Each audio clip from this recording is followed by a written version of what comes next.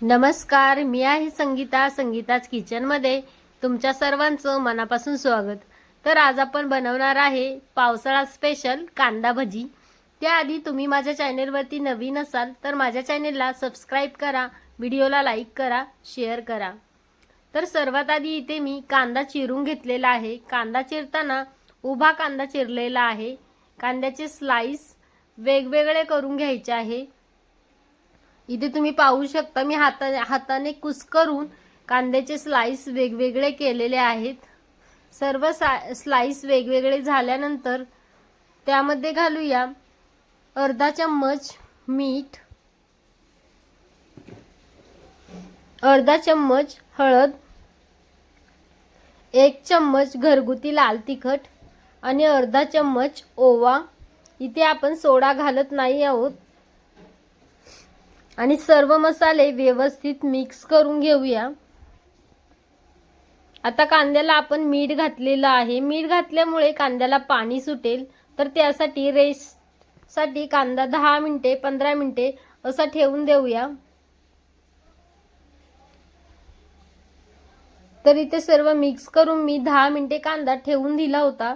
त्यानंतर कांद्याला पाणी सुटलेले आहे आणि त्याच पाण्यामध्ये मी 3 चमचे बेसन पीठ घातलेलं आहे।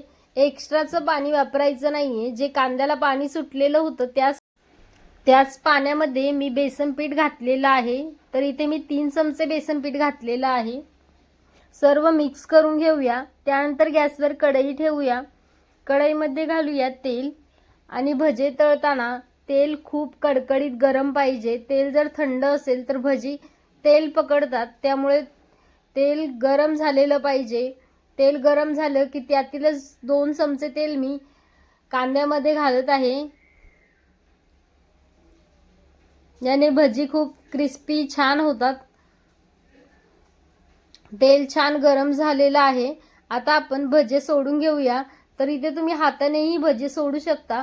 फक्त भजी सोडताना कांदा वेगवेगळा करून सोडायचा आहे। एकत्र गोळा करून कांदा सोडायचा नाहीये। तर इथे मी सर्व भजी सोडून घेत आहे।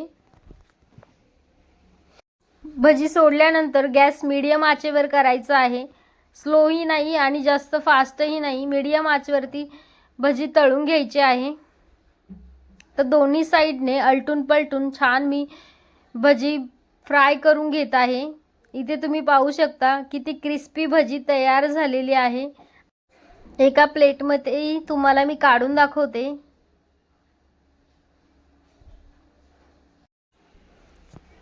हे पहा किती कुरकुरीत क्रिस्पी भजी बनलेले आहेत।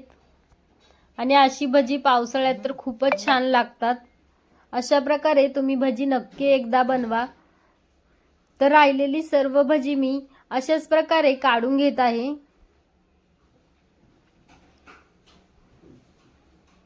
तुम्हाला माझी ही रेसिपी कशी वाटली कमेंटमध्ये नक्कीच सांगा।